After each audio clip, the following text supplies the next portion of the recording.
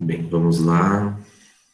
Eu vou já iniciar a apresentação, que conforme pedido realizado por vocês mesmos, né? Nós temos...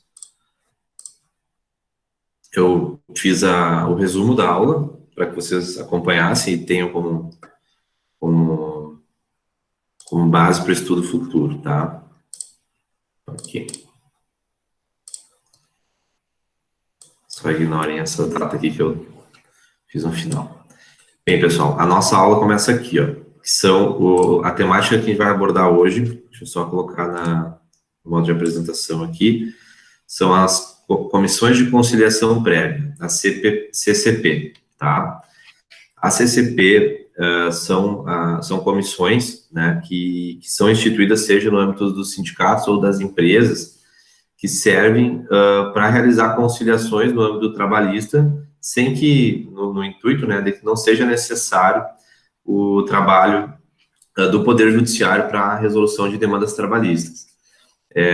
Eu trouxe aqui um panorama que inicia com o advento da Lei 9.958 de 2000, que numa ideia de uma, bem como a grosso modo se diz, ele numa campanha de autocomposição do conflito trabalhista, né, de que deveria existir mais instrumentos que fomentassem a conciliação, e foi num período histórico trabalhista onde realmente as demandas começaram a aumentar muito, houve movimentos trabalhistas que empoderaram as massas a se voltarem contra os empregadores que eventualmente suprimiam seus direitos, né?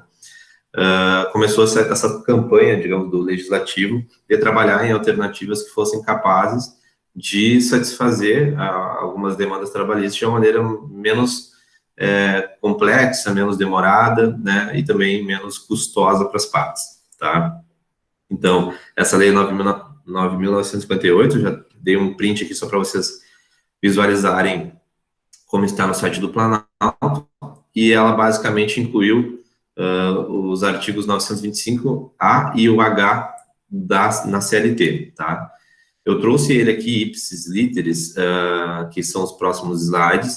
Eu vou fazer uma leitura dinâmica e ela está, depois disso eu elenquei 12 características a partir dessas duas. Então, são dois artigos que é bom que vocês leiam, que nós vamos fazer agora, e eu já vou explicando para vocês o que está escrito na literalidade da lei, e eu vou esmiuçar esses dois artigos, bem esmiuçado ao longo da aula, para que vocês entendam o quão significativo é e como ele é aplicável no dia a dia, seja no âmbito trabalhista prático, assim como em relação a questões, seja de concurso ou OAB, tá? Então, isso está inserido dentro do título 6A das comissões de conciliação prévia dentro da CLT. No artigo 625A, diz que as empresas e os sindicatos podem instituir comissões de conciliação prévia de composição paritária com representantes dos empregados e dos empregadores, com atribuição de conciliar os conflitos individuais do trabalho. Foi o que eu acabei de dizer para vocês, né? Essas comissões, elas são instituídas, elas são paritárias, já vou explicar o que isso significa, e haverão dentro dessas comissões representantes tanto dos empregados daquelas empresas ou daquela categoria, e representantes dos empregadores. Então, basicamente, é uma comissão onde haverão sempre um número par, né, se houverem 3 representantes do empregador, haverão 3 representantes dos empregados, e a atribuição dessas comissões vai ser sempre tentar conciliar os conflitos individuais do trabalho. No parágrafo único diz, né, que as comissões referidas no caput desse artigo poderão ser constituídas por grupos de empresas ou ter caráter intersindical. Então, essas comissões, elas podem ser tanto instituídas dentro de grandes empresas, né, a gente sabe que não tanto no âmbito aqui da nossa região, que não é uma região tipicamente industrial, né, mas em diversas regiões do estado, do Brasil principalmente, né, nós temos empresas aí que têm um número de funcionários que chegam a ser 1.000, 1.500 trabalhadores trabalhando diariamente dentro de uma empresa, dentro de uma indústria, e isso acaba criando talvez a necessidade dessas comissões de conciliação prévia como intuito de redução das demandas trabalhistas ajuizadas em desfavor da empresa, tá?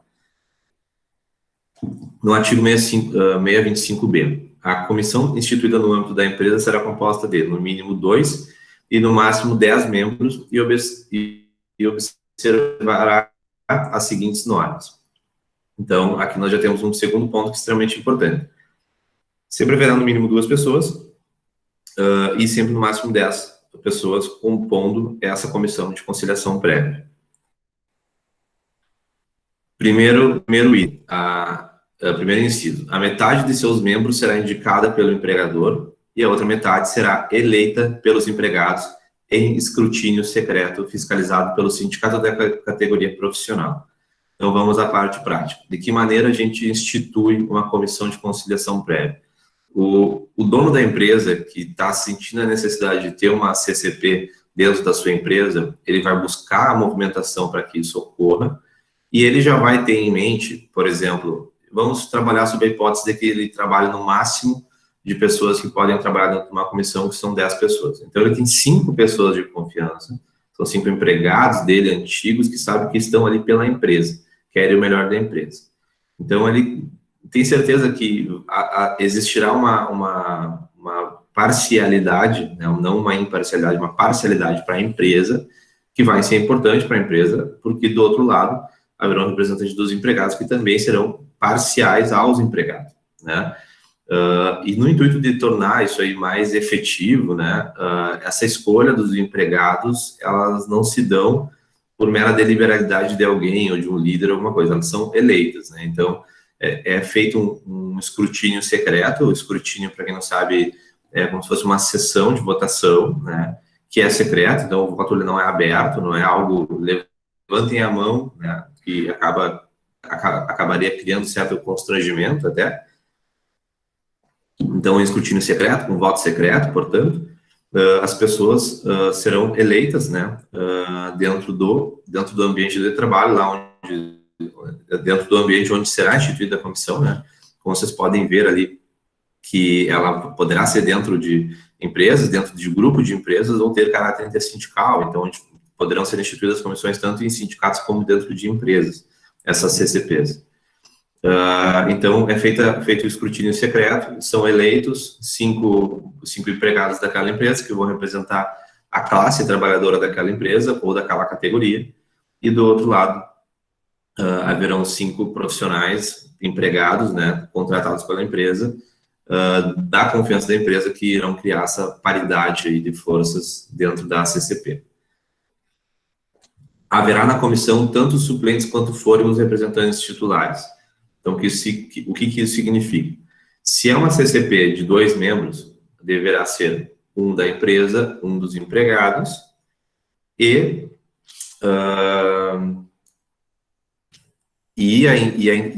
deverá ter a mesma quantidade de pessoas enquanto suplentes. Então, se são 2 representantes titulares, deverão ser 2 suplentes. Se são 10 titulares, 5 da empresa, 5 dos empregados, deverão ter 10 suplentes. Deixa eu só sair que alguém pediu para entrar. Magda. Olá, Magda, bom dia. Já estamos aqui na aula. Mas está sendo gravada desde o início, então depois tu pega o início da gravação. Beleza? Então, retomando. Nós estávamos no inciso 2, que eu falava ali em relação aos suplentes, né? Os suplentes são obrigatórios para a Constituição, e a comissão ela se torna irregular e sem possibilidade de atuação, caso ela não tenha esses suplentes, tá?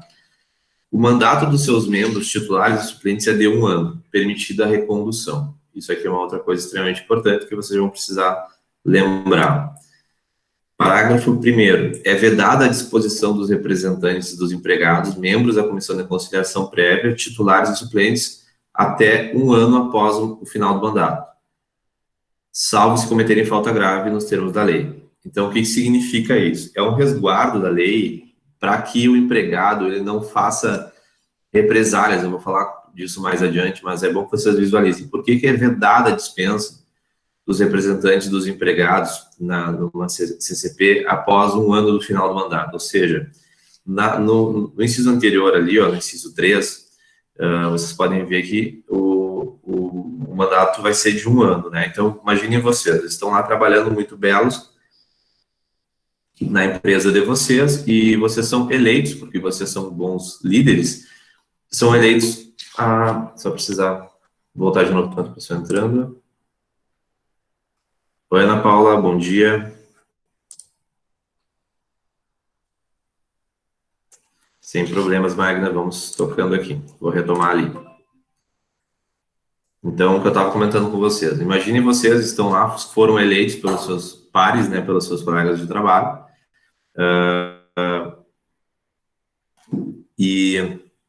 Desculpa, agora me perdi um pouco de fio na meada, mas acho que vai ser importante, tanto para a Magda quanto para a Ana que entraram, um parâmetro inicial só para vocês não ficarem perdidos do resto da aula. A aula hoje é sobre comissões de conciliação prévia, que são CCPs, são comissões que são instituídas seja no âmbito seja em sindicatos ou intersindicais ou dentro das empresas como método, como um instrumento de tentativas de conciliações anterior ao período processual, digamos, de um litígio trabalhista. Tá, e agora eu estou esmiuçando os artigos aqui para a gente ir conversando. Então, pessoal, eu estava trazendo para vocês, né, que esse parágrafo primeiro, ele traz uma garantia para a pessoa que se tornou representante da Comissão de Conciliação Prévia, Comissão de Conciliação Prévia, de que ele não vai ser demitido pelo menos em até um ano após o final do seu mandato. Então, o que isso significa? Se ele for eleito, ele vai trabalhar naquele um ano dentro da comissão, finalizado o seu prazo, se não houver recondução, né, ou se houver finalizada a recondução, ele vai ter mais um ano de uma espécie de estabilidade, que a gente pode chamar de estabilidade provisória, de que ele não poderá ser demitido pela empresa por qualquer motivo. Só haverá um motivo, que é caso ele venha cometer alguma falta considerada grave, tá? Parágrafo 2º. O representante dos empregados desenvolverá seu trabalho normal na empresa, afastando-se de suas atividades apenas quando convocado para atuar como conciliador, sendo computado como tempo de trabalho efetivo e despendido nessa atividade. O parágrafo 2º também, e pode parecer ruim a leitura de letra de lei, né? Uma aula, digamos, simples e sem muita complexidade e dificuldade do professor, mas essa leitura acho que é importante porque, tanto na sequência da leitura, vocês já vão percebendo que vocês vão satisfazendo algumas dúvidas que eventualmente já surgiram, que era do tipo, uma das dúvidas que poderia surgir era justamente essa, né? Fui eleito para participar e ser membro da Comissão de Conciliação Prévia, e minha função é a de gerente. Eu deixo de exercer minha função de gerente para trabalhar na Comissão de Conciliação Prévia? Não. Tu segue sendo empregado, segue executando tuas atividades dentro da função que tu é atribuído, e no momento em que tu for demandado para trabalhar junto à comissão, você vai trabalhar nessa comissão, computando como hora de trabalho, e poderá se afastar dessas atividades cotidianas do teu trabalho, na eventualidade da existência de mediações, de conciliações, que forem sendo realizadas no âmbito das CCPs, mediante demanda, né? Porque uma CCP, ela pode ser instituída, pode ser feitas eleições, indicações, né? Eleições pelos empregados e indicações pelo empregador, e no final das contas, ficar 30, 60 dias sem trabalhar, porque não houve nenhum litígio a ser abordado, tá? Daí nós temos aqui o 625C, a comissão instituída no âmbito do sindicato terá sua constituição e normas de funcionamento definidas em convenção ou acordo coletivo. 625D, qualquer demanda de natureza trabalhista será submetida à comissão de conciliação prévia se, na localidade da prestação de serviço, houver sido instituída a comissão no âmbito da empresa ou do sindicato da categoria. O que significa esse artigo 625D? Significa que é um ato vinculado, né? Se tu está dentro de uma empresa e possui uma demanda trabalhista a ajuizar, é dever do empregado ou do empregador procurar as CCPs para poder proceder com a conciliação, mesmo que eventualmente ela possa não dar certo. É necessário que se participe disso, se existe uma CCP dentro da sua empresa, ou se existe uma CCP dentro do sindicato que vincula a sua categoria profissional, tá?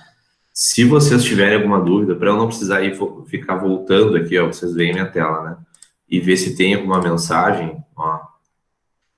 Vocês ativem o áudio, tá? Porque não aparece para mim, só para lembrar. Senão eu posso deixar alguém no vácuo aí, caso queiram me interromper e fazer alguma pergunta.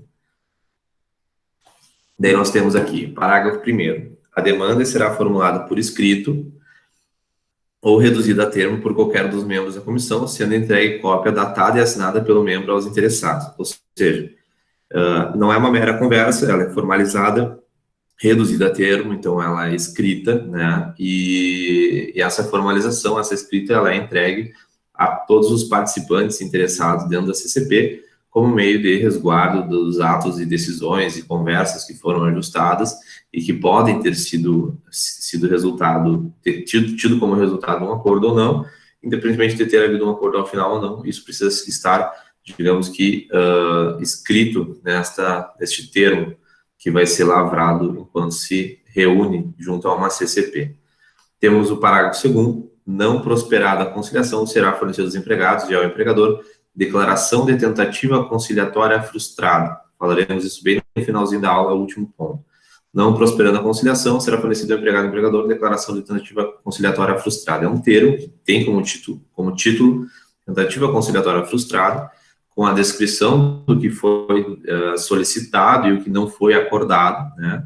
Firmado, então, significa que foi assinado pelos membros da comissão, que deverá ser juntado à eventual reclamação trabalhista que venha a ser ajuizada. Então, observem o contexto, né? Vocês estão trabalhando numa empresa grande,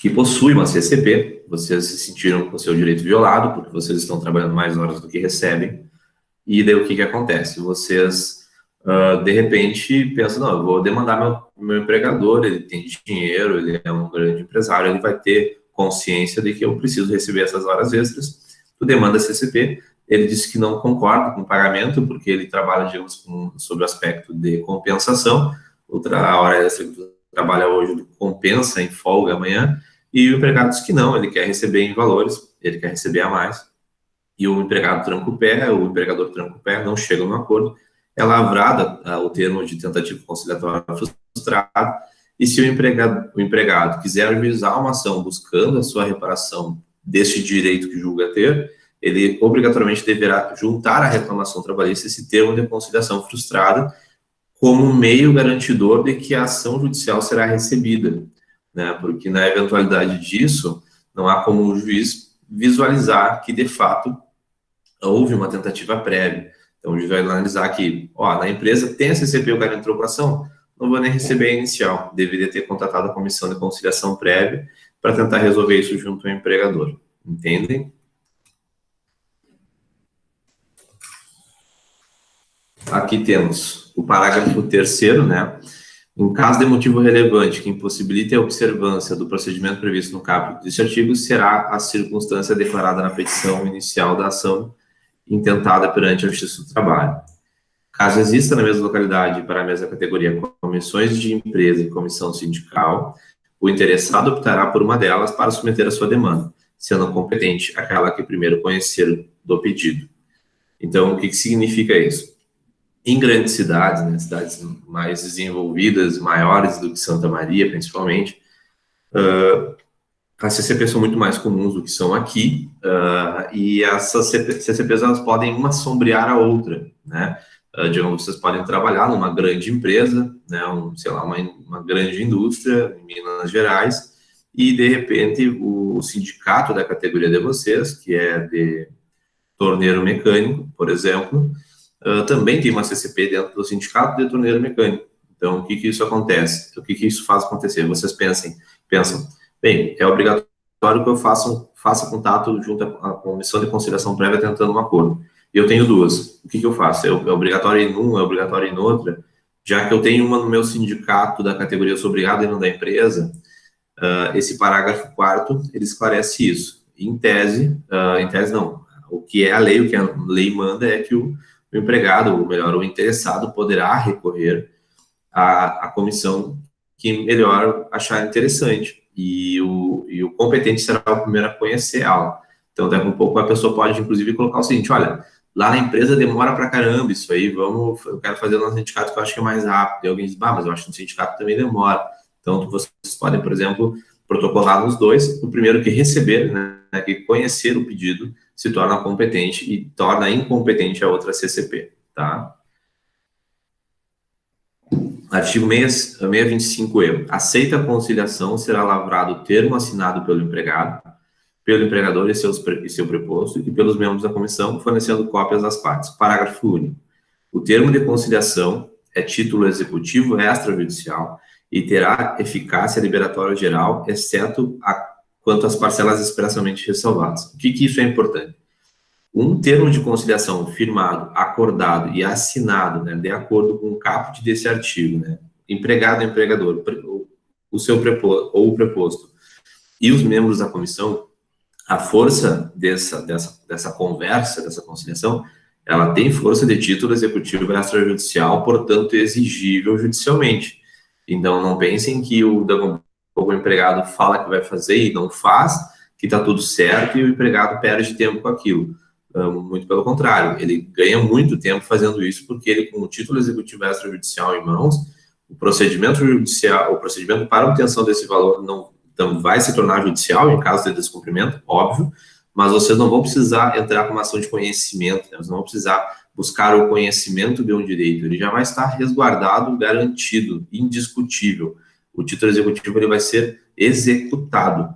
Então, vocês vão buscar a satisfação desse título e a origem dele não será discutida, né? Desde que cumpridos os requisitos, né, das formalidades indicadas no caput do 625E. 625F. As comissões de conciliação prévia têm prazo de 10 dias para a realização da sessão de tentativa de conciliação a partir da provocação do interessado. Parágrafo único, esgotado o prazo, sem a realização da sessão, será fornecido no último dia do prazo a declaração de que se refere o parágrafo 2º do 625D. Parágrafo 2º do 625D é esse aqui, ó. Não prosperada a conciliação, será fornecido ao empregado a declaração de tentativa frustrada com a descrição do seu objeto. Tentativa conciliatória frustrada, que é o que nós acabamos de falar. Então, existe esse prazo, né? E ele não sendo cumprido, então, é emitida essa certidão. 625G, o prazo de prescrição será suspenso a partir da provocação da comissão de conciliação prévia, recomeçando a fluir pelo que lhe resta a partir da tentativa frustrada de conciliação ou do esgotamento do prazo previsto no 625F. E 625H aplica-se aos núcleos intersindicais de conciliação trabalhista, tem funcionalidade em funcionamento ou que vierem a ser criados, no que couber as disposições previstas nesse título, desde que observados os princípios da paridade e da negociação coletiva na sua Constituição. Aí um artigo de fechamento, né, para arredondar a compreensão do que é a letra fria de lei. Antes de avançar as nossas especificações, tá, vou esmiuçar isso que eu acabei de falar para vocês, eu só volto aqui para saber se vocês têm alguma dúvida até agora, ou posso seguir. Bom, só me deem um ok ou um sim, ou bora lá no chat para eu saber que vocês não estão dormindo aí. Pode seguir, isso aí, tá legal? Estou entendendo. Ele tem vários detalhezinhos nessas CCPs aqui, então é importante vocês estarem ligados aí para não ter nenhum problema. Pois é. Mas nada interrompe nossa aula, fique bem tranquilo.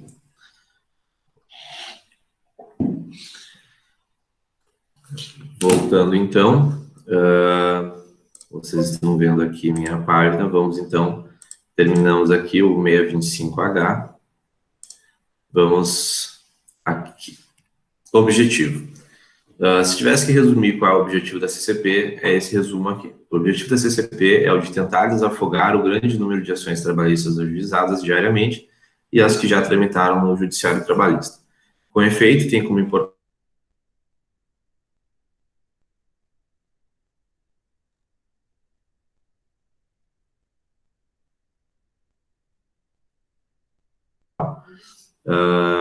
para que vocês entendam e tenham, digamos, resumido, esmiuçado todas essas peculiaridades que eu levantei para vocês ao longo da leitura, que foi, digamos que mais dinâmica ali, explicativa mais dinâmica da letra fria da lei, e eu trago algumas observações que são importantes sobre cada uma das características, tá? Então, as principais características a serem memorizadas para a prova são as seguintes. A tentativa de conciliação extrajudicial somente é possível quando envolver conflitos individuais do trabalho e não conflitos coletivos.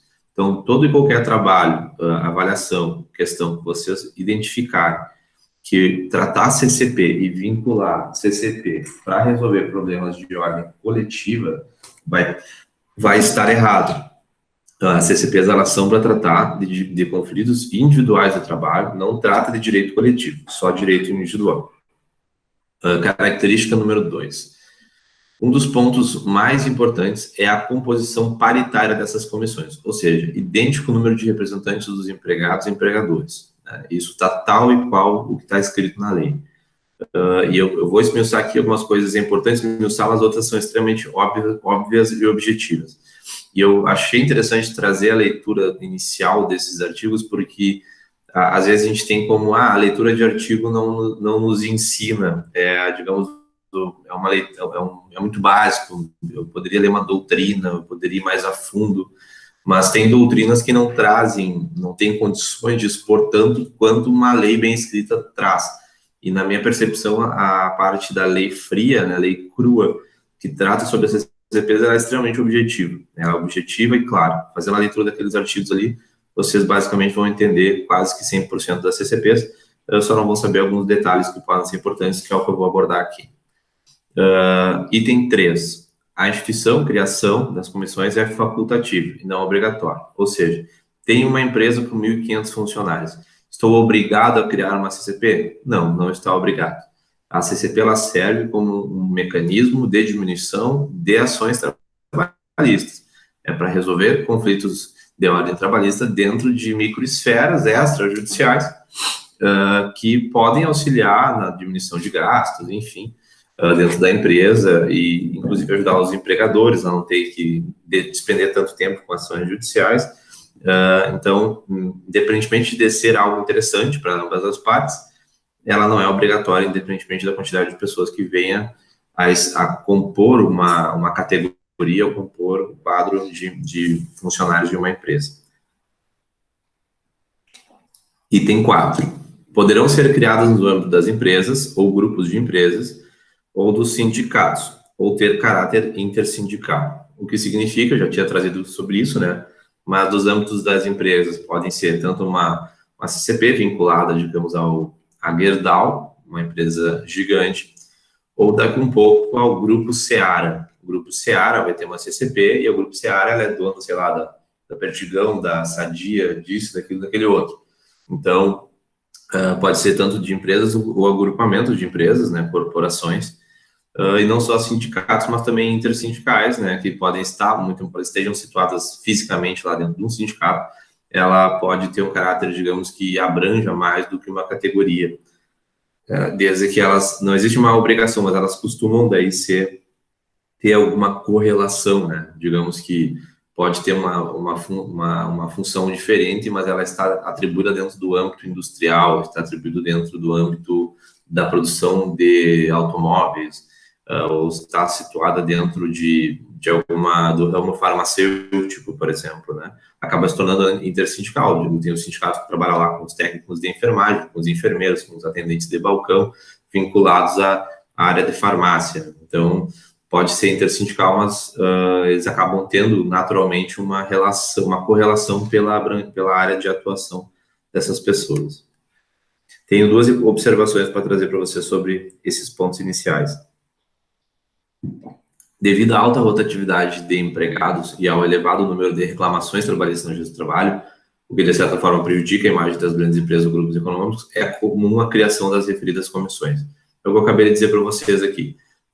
As comissões, elas têm também como condão identificar previamente a um problema que pode resultar na demissão, saída do funcionário e ações trabalhistas, não só a questão da resolução por si só, mas ela tem, digamos que, um intuito de criar a imagem de que aquela empresa é uma empresa boa de se trabalhar e trabalhar a imagem dela na própria sociedade enquanto mercado, tá? Nada é de graça, né? Ninguém cria algo disso porque acha bonito e porque quer ajudar os empregados. Na grande maioria existe sempre um interesse econômico por trás e muitas vezes está inserido dentro dessa observação 01, né, que é para diminuir a rotatividade das empresas, diminuir o número de reclamações trabalhistas, melhorar a imagem das empresas como uma empresa boa de se trabalhar, né. Isso não diz respeito, lógico que a parte romântica da história é bem legal, né, mas é bom que a gente sempre tenha esse viés, esse questionamento, assim, será que é tão bonitinho mesmo, né? Na prática, na minha percepção, não é tão bonito, assim, não é tão romântica a história. Ela acaba realmente sendo um mecanismo de fomento da imagem da própria empresa, tá?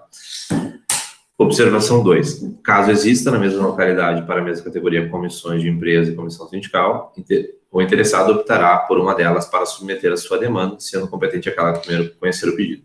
É tal qual como está no artigo lá. São 2 pontos que são importantes vocês não esquecerem essas observações. Retomando as características. Quinta característica. A comissão instituída no âmbito do sindicato terá sua constituição e as normas de funcionamento definidas em convenção ou acordo coletivo.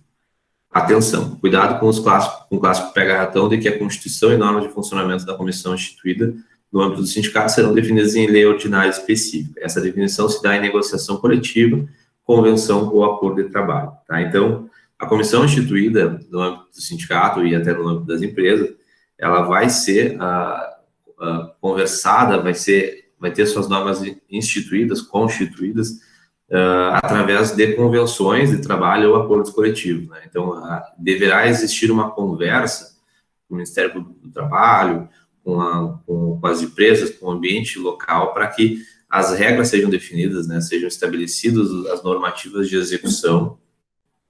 Isso não é instituído por leis específicas ordinárias, leis ordinárias específicas. E isso tem questões que apresentam tal qual como é, né? Então, muitas questões dentro da seara trabalhista ou em processo de trabalho, eles acabam trazendo a criação da norma tal, por negociação coletiva, criação de lei ordinária, medida provisória, enfim. Então, é bom você sempre lembrar que a instituição ela se dá por negociação coletiva, convenção ou acordo coletivo de trabalho, e não se dá por lei ordinária, tá? Característica sexta. A comissão instituída no âmbito da empresa tem as suas regras definidas na própria CLT. Eu botei CLTA ali, mas é CLT, depois eu corrijo. Vejamos. Composição, de no mínimo 2 e no máximo 10 membros, visto que a metade deles será indicada pelo empregador e a outra metade será eleita entre os empregados. Aqui eu esmiucei o que eu havia explicado para você lá no início. Eleição será feita em escrutínio secreto, com a fiscalização do sindicato da respectiva categoria profissional. Então, essa parte aqui da fiscalização não está na lei. É importante que vocês saibam que esse escrutínio, ele não se dá lá enquanto a empresa fornece um lanche coletivo, né? O sindicato, ele acompanha, fiscaliza e muitas vezes executa a eleição, inclusive com contagem de votos, para evitar fraudes dentro do âmbito das eleições. Suplentes, tantos quantos forem os representantes titulares. Isso é bem básico, né? Tem 5 membros, aliás, 5 membros não vai poder ser porque tem que ser paritário. Então, 6 membros. 3 da empresa, 3 do empregado, então vai ter que ter 6 suplentes. Mandato, de 1 ano, permitido uma recondução. Então, é 1 ano, podendo ser por mais 1 ano. Tanto para membros titulares quanto para suplentes.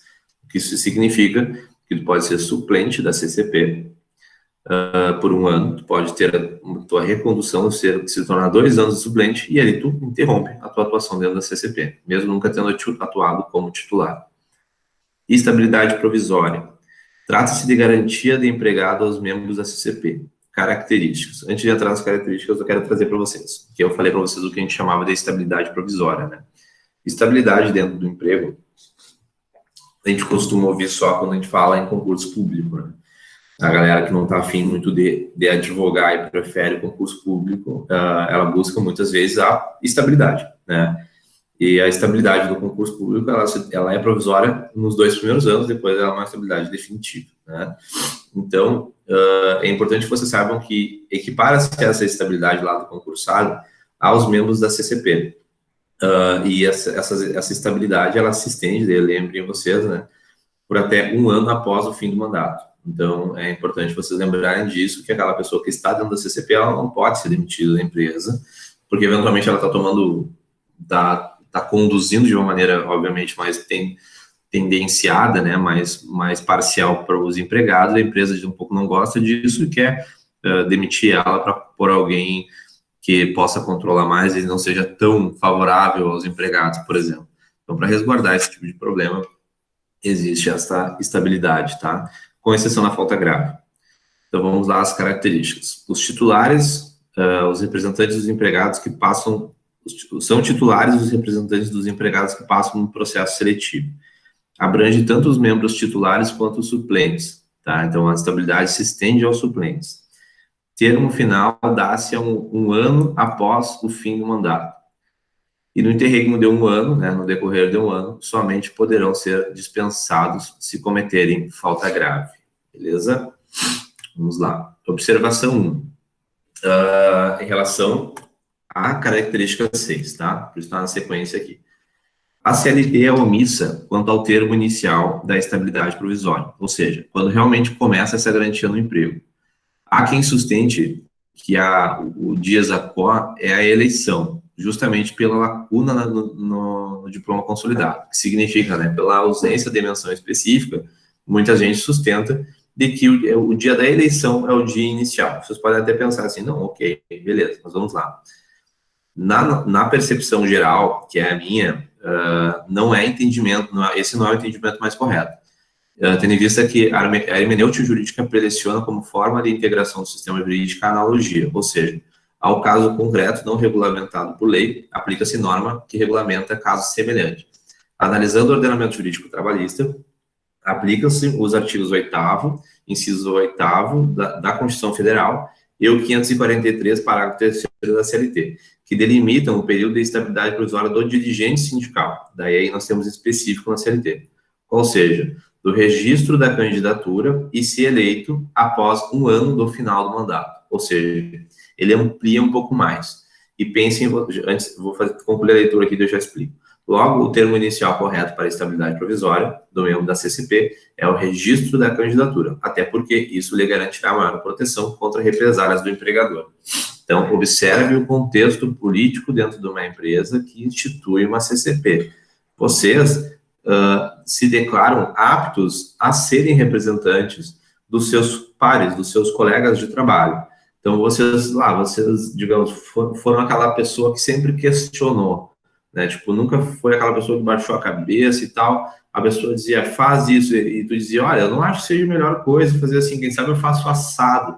E daqui a um pouco o cara dizia, não, eu tô fazendo porque tu faz o que eu tô mandando, tu começa a bater de frente com supervisores que são intransigentes e que não estão muito preocupados com a questão prática de trabalho, só querem mandar, não são líderes, né? Eu ia dizer não são bons líderes, mas quem faz isso nem líder é.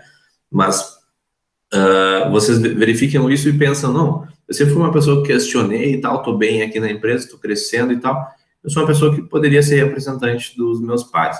Vou registrar minha candidatura. Daí eu chego pro chefe de vocês, olha assim, não acredito que é o mala do Patrick que quer ser. Eu não acredito, o Patrick como representante vai ser um inferno na empresa. Vou demitir o Patrick. Entendeu? Então, se a estabilidade não contasse lá do início da candidatura, poucas pessoas iriam se candidatar por medo de perder o emprego. Então, existe esse início lá, né? Daí a candidatura ela é variável de tempo, não existe o mínimo nem o máximo instituído em lei, do período de que deva existir essa candidatura.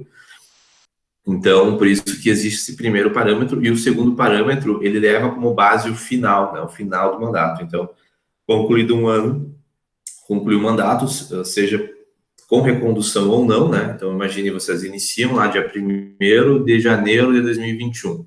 1º de janeiro de 2022 fechou um ano.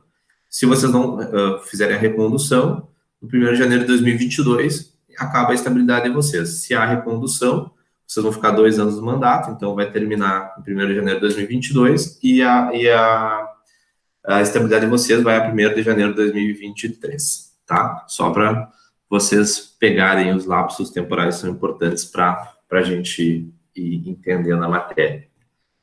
Observação 02. Deixa eu só servir um mate.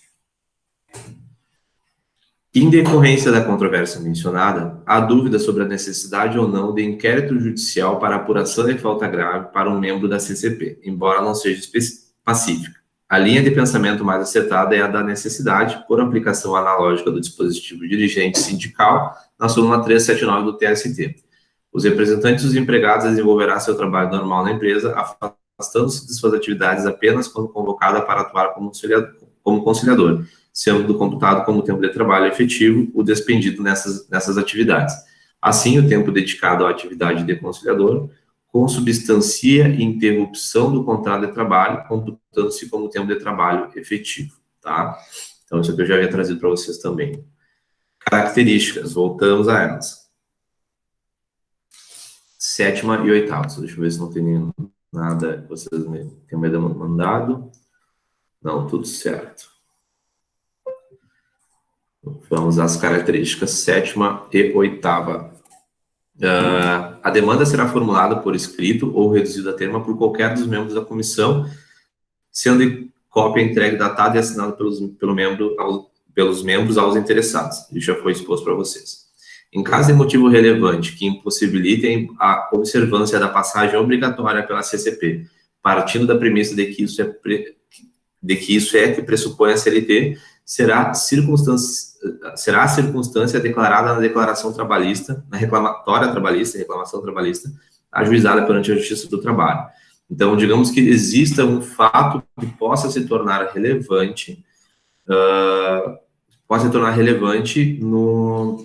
para que não seja observada a obrigatoriedade da passagem pela CCP. O que isso significa? Significa, olha, se é um fator relevante, digamos, houve uma circunstância no trabalho muito grave, que a pessoa não vai poder voltar a frequentar o ambiente do trabalho, por exemplo, por uma exposição vexatória, um abuso realizado dentro do próprio ambiente empresarial, enfim, se existe uma circunstância relevante, então a lei ela amplia, né, ela pode ser qualquer coisa, desde que seja efetivamente relevante, e a parte optar pelo ingresso da ação judicial diretamente, ela deverá apresentar na reclamatória trabalhista qual foi esta circunstância relevante. Então, ela vai precisar lá criar uma preliminar de mérito e vai precisar apresentar ao juízo o porquê que aquela ação trabalhista está sendo ajuizada, aquela reclamatória trabalhista está sendo ajuizada sem a observância da passagem obrigatória pela CCP. Característica 9ª. As comissões de conciliação prévia têm o prazo de 10 dias para a realização de sessão de tentativa de conciliação, a partir da provocação dos interessados. 2 caminhos são possíveis na referida sessão. Primeiro caminho, sucesso no acordo. Digamos que vocês foram para a CCP e deu certo acordo. Aceita a conciliação, será lavrado o respectivo termo, assinado pelo empregado, pelo empregador ou seu proposto e pelos membros da comissão, fornecendo-se cópia às partes. O termo de conciliação é título executivo extrajudicial e terá eficácia liberatória geral, exceto contra as parcelas expressamente ressalvadas. Isso já está pacífico para vocês, já falei, é a terceira vez que eu falo, então está fixado aí, né? Na ausência de acordo, né, no fracasso da tentativa de conciliação, vocês também já receberam, então gravem bem, não prosperada a conciliação, será fornecido ao empregado e ao empregador declaração de tentativa conciliatória frustrada, também chamada de carta de malogro, com a descrição do seu objeto, firmada pelos membros da comissão, que deverá ser juntada à eventual reclamação trabalhista. Observação importante. As características do termo de conciliação lavrado na CCP são muito cobradas nas provas. Logo, atenção a eles. Título executivo extrajudicial e eficácia liberatória geral, exceto quanto às parcelas expressamente ressalvadas. Nesse sentido, alguns doutrinadores sustentam o não cabimento da eficácia liberatória geral com quitação ao extinto contrato de trabalho, pois isso seria prejudicial ao empregado, impedindo-o de ajuizar a reclamação trabalhista para pleitear eventuais diferenças de parcelas pagas ou títulos trabalhistas não quitados, principalmente quando não for deficiente a assistência ao trabalhador. Assim, ainda que tenha realizado acordo na comissão nas CCPs, o empregado ele poderá ajuizar a reclamação trabalhista para discutir perante a Justiça do Trabalho tanto o aspecto formal, rigidez na manifestação de vontades, quanto o aspecto de fundo ao mérito, de fundo ou mérito, outras parcelas trabalhistas e eventuais diferenças. Tentei resumir aqui, mas na parte escrita, para que vocês possam revisar, mas basicamente o que vocês precisam lembrar é que a questão de existir o aspecto me fugiu, de ter a eficácia liberatória geral, né, que significa basicamente que os termos que tu ajustou ali já estão ajustados, tu não vai poder, digamos, pleitear eventuais diferenças, né, porque se vocês fizeram um ajuste, é um acordo, eventualmente vocês aceitar ou não receber algum valor referente a uma hora extra, em detrimento de outra coisa e tudo mais. Como você sabe, dentro do justiça do trabalho, os próprios acordos, eles carecem de homologação do juiz, e o juiz pode, mesmo com as partes concordantes, né, não homologar um acordo trabalhista. Então, basicamente, com base nesse parâmetro de atuação, é possível que o empregador ele possa, ainda que com uma conciliação executada com sucesso junto às CCPs, pleitear eventuais diferenças perante o Poder Judiciário. Digamos que, de uma maneira mais simples, explicando para você, seria isso. Vamos ao final. Características. Esgotado o mencionado prazo de 10 dias, sem a realização da sessão de tentativa de conciliação, será fornecida a declaração da tentativa conciliatória frustrada no último dia de prazo. No que concerne ao prazo prescricional, se o empregado provoca a CCP, é porque não está inerte na busca da reparação da lesão ao seu direito trabalhista. E isso gera reflexos indubitáveis à prescrição, que é a perda da pretensão de reparação do direito violado pela inércia do titular do decurso do tempo. O direito não socorre quem dorme. Por conseguinte, o prazo prescricional será suspenso a partir da provocação da CCP, recomeçando a fluir pelo que lhe resta, a partir da tentativa frustrada de conciliação ou de esgotamento no prazo de 10 dias. Então, né, lembrem que aquilo que nós temos, né, o tradicional 2 anos que nós temos para ajuizar as demandas trabalhistas após a interrupção do contrato de trabalho, existem os prazos prescricionais e o fato de vocês estarem recorrendo à CCP significa não ao judiciário, mas a uma esfera extrajudicial que visa satisfazer um direito trabalhista que, até onde se sabe, né, pela necessidade de busca, há um direito violado. Então, isso, digamos que seria apto à interrupção do prazo prescricional. Então, digamos que se a conciliação avança, passou muito tempo e eventualmente passa os 2 anos, é difícil isso acontecer, houve a interrupção do contrato de trabalho, foi demitido, e isso está sendo discutido dentro da CCP, e no final não se chega num acordo, não vai poder ser alegado na esfera judicial ou eventual prescrição, porque a provocação da CCP ela vai interromper esse prazo prescricional, tá?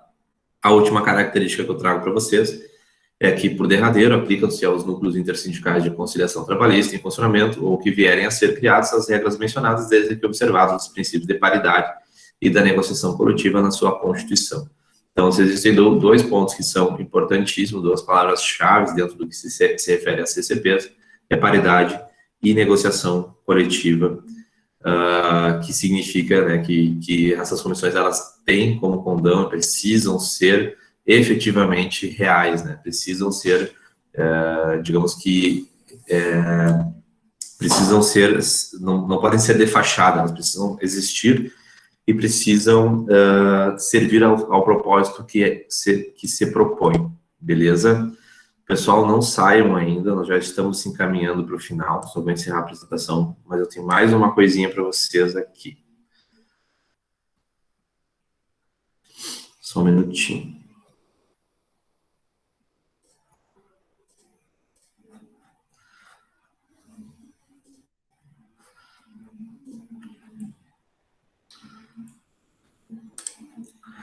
Todos vocês estão atentos ao chat aí? Só deem um ok, por favor. Vocês têm... entra em 3 minutos ou entra às 10h20? O processo constitucional. 10h20? Tá, então deixa eu fazer uma coisinha com vocês aqui.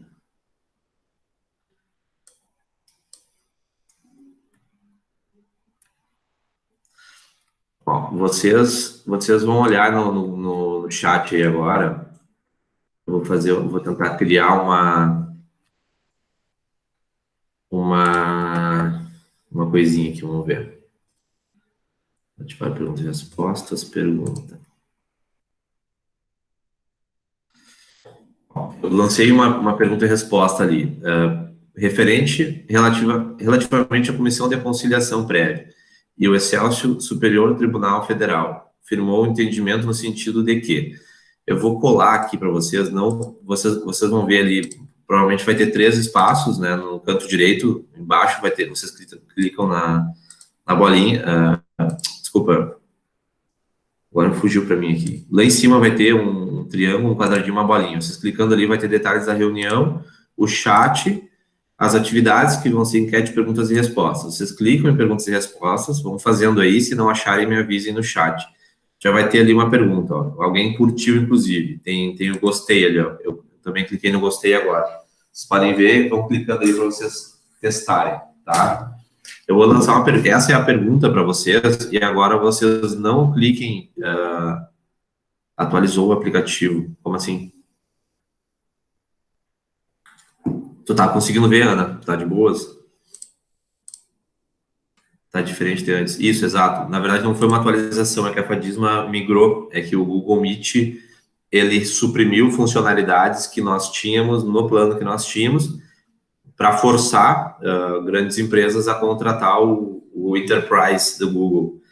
Então, isso significa que a gente precisou fazer um upgrade de conta, daí não só nós garantimos as funcionalidades que nós tínhamos, como veio outras novas. Estou pelo celular, não aparece para mim. Tá, pode ser que não dê problema com o celular mesmo, Cauane. Então é o seguinte, tu pode responder no chat, tá? Mas, então vou repetir a pergunta no chat, mas quem está no computador usa o perguntas e respostas, porque isso gera uma planilha depois, e eu vou precisar dessa planilha para acompanhar a participação de vocês, tá? Eu fiz a pergunta novamente ali no chat, e agora eu vou colar para vocês as questões, as alternativas. São 5 alternativas, não está aparecendo aqui. Tá, Liara, e também a Cauane, que está pelo celular, eu vou colocar no chat para vocês e vocês respondam qual é a alternativa correta via chat. Mas quem está no computador vai conseguir fazer provavelmente. Só no C para mim, não, também não aparece. Tá, então para quem não aparece, vai estar no chat também, tá? Então eu vou só o seguinte, eu vou colocar no perguntas e respostas, vocês não curtem, porque é para curtir qual vocês acham que é correta, tá? Então eu vou colocar lá alternativa A, alternativa B, alternativa C. Opa, ABC, não tá certo. Alternativa D e a alternativa E. A curtida de vocês vai significar que é a alternativa que vocês acham que é correta. Tá? A, B, C, D, E. E agora eu vou pegar todas elas e vou colocar também no chat para quem não consegue ver o que nós estamos fazendo. Tá? A, B, C, D. Ah, cortou ali o final. Fechou. Tá no chat também.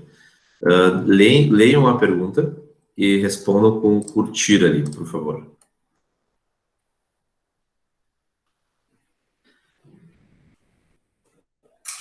Vai ser a nossa última atividade da aula.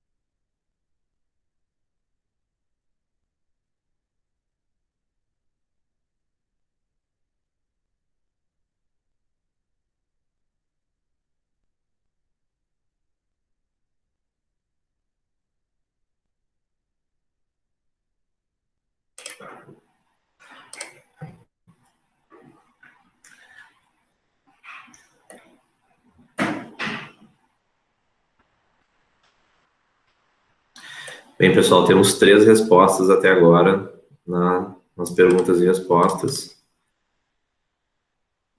curte ou larga a resposta aqui. Pode botar só a letra, só pôr a letra, Ana. Isso, a correta, Magda.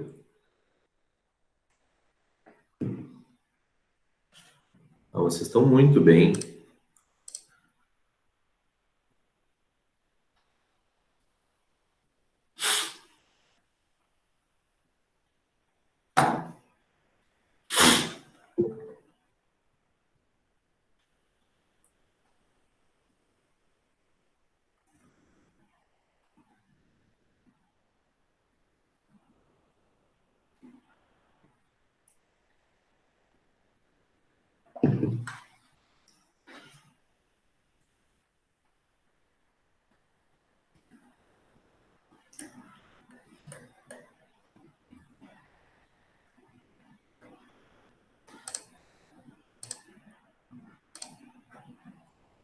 Beleza, acho que a maioria já respondeu. Eu vou ir falando para não perder nosso time aqui, tá? A alternativa correta é a alternativa B, tá? Então, vocês acertaram, parabéns. E eu só trouxe essa questão, que é basicamente para resumir o equivalente a, basicamente, 2 páginas de estudo aqui, mas ela resume, basicamente, uma decisão do STF, que é o que eu trago para vocês agora. Vocês perceberam que isso é necessário que seja apontado, por isso que eu disse que vocês estão muito bem, que a resposta correta diz que é inconstitucional a interpretação que exige a submissão da demanda de comissão, que exige a submissão da demanda à comissão de conciliação prévia antes da interposição da ação. Desde o início da aula eu tenho dito para vocês de que é necessário passar por lá, é necessário passar por lá, é necessário passar por lá. Então, em tese, era uma questão que era para vocês não acharem como sendo correta essa alternativa B, tá? Então, que bom que vocês já se ligaram. O que eu quero dizer para vocês da importância que você leve em consideração a isso é que ela se torna recomendável, digamos que não é aprovável para o juiz do trabalho que alguém demande judicialmente sem recorrer, mas isso não vai poder ser alegado como um requisito absoluto, tá? Então, eu quero que vocês se atentem a isso, porque é referente a uma decisão recente do STF, no dia, não é tão recente, na verdade, mas isso instituiu há pouco tempo uma padronização que até então não tinha. E por maioria dos votos, o Supremo Tribunal Federal determinou que demandas trabalhistas podem ser submetidas ao Poder Judiciário antes que tenham sido analisadas por uma comissão de conciliação prévia. Para os ministros, esse entendimento preserva o direito universal dos cidadãos de acesso à justiça, princípio da inafastabilidade da jurisdição, princípio do amplo acesso ao Poder Judiciário e princípio do direito de ação, acesso à ordem jurídica justa. Artigo 5º, inciso 35 da Constituição Federal, tá? Esse é o ponto principal que eu quero trazer para vocês. Não se torna obrigatório, não é inconstitucional, mas é recomendável, tá? E basicamente é esse o último ponto que eu trago para vocês, que é em relação a essa obrigatoriedade. Teria também uma outra notícia do TST que eu traria para vocês, que trata sobre empresas e sindicatos que foram condenados por instituírem comissões de conciliação prévia para fraudar decisões trabalhistas. É uma notícia lá de 2014, mas é uma notícia que repercutiu bastante. Eu não vou adentrar a ela para que vocês tenham aí uns minutinhos para trocar de sala, mas eu só trago isso para que vocês saibam de que as comissões de conciliação prévia elas são realmente bastante sérias e que eventualmente surgiram algumas que realmente foram feitas no intuito de se esquivar de decisões trabalhistas que costumavam ser condenatórias e agressivas a empresas que tradicionalmente suprimiam direitos trabalhistas, e existe já, digamos que, algumas notícias, em especial essa que eu tenho aqui, houve uma condenação de R$50 mil a ser pago em favor da categoria que havia sido afetada, em desfavor do sindicato que havia recepcionado o CCP, que ao final se verificou ser fraudulenta e sendo fraudados as eleições e elegendo pessoas que estavam ali tradicionalmente somente, digamos que, beneficiando as empresas, né, o âmbito empresarial o âmbito empresarial das demandas, né, os interesses da empresa. Bem, pessoal, seria isso. Fechamos as CCPs, que é um tema extremamente importante e necessário para que vocês saibam. Estarei à disposição para qualquer dúvida que vocês venham a ter. Vou salvar isso aqui no YouTube em seguida. só baixar do Drive, subo para o YouTube, disponibilizo a aula junto com a lei também, aquela que trata dessas inserções. Beleza? Espero que tenha sido clara a aula para vocês aí. Fico à disposição. Desejo também um bom final de semana aí, Patrick. Fiquem bem, cuidem-se e cuidem dos seus. Esse Excelsior que me lembra aquela empresa de alimentos. Excelsior, acho que estou com fome. Eu também. Eu tomei só uma batida de manhã, louco de fome. Mas é isso aí. Valeu, pessoal. Se cuidem. Qualquer coisa, fico à disposição.